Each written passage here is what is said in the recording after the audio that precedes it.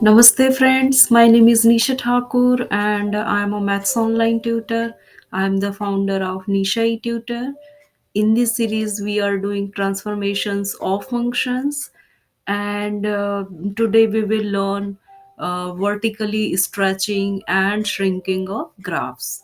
So to graph y equals cfx, if c more than 1, so stretch the graph of y equal fx, this is original one, vertically by a factor of c. And if c between 0 to 1, it means in fraction and positive fraction, so shrink the graph of y equal fx vertically by a factor of c. And graph looks like this. So original one is this blue, y equal fx, and c is more than 1. Um, so this is vertically stretch. Okay, and here blue one is this original y equal fx, and c is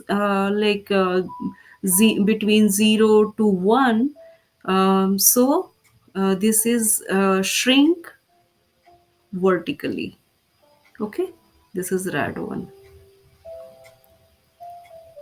Here is the question. Use the graph of fx equal x square to sketch the graph of each function. So x square, it means this is parabola and open upwards, okay, like this. And here we have to draw gx equal 3x square and hx equal 1 upon 3x square. So here c value more than 1 and here c value 1/3, it means between 0 to 1. So its graph is this. Fx is equal to x square. It means this is purple one. Okay. This is original function, we can say. Fx is equal to x square. When multiply here 3 um, to output means y values. So here multiply by 3. So this is, and can you see when multiply a number which is more than 1, so this is stretch the graph of original vertically by a factor here 3.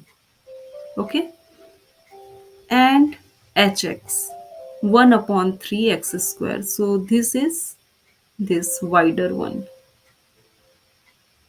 1/3.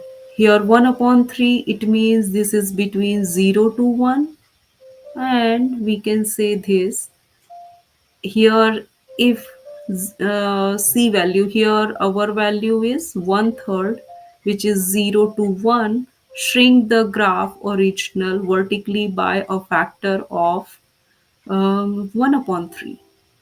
Okay, so very simple question, very simple graphing, and analyze this vertical stretching or shrinking of graph. So very simple, just depends on c value.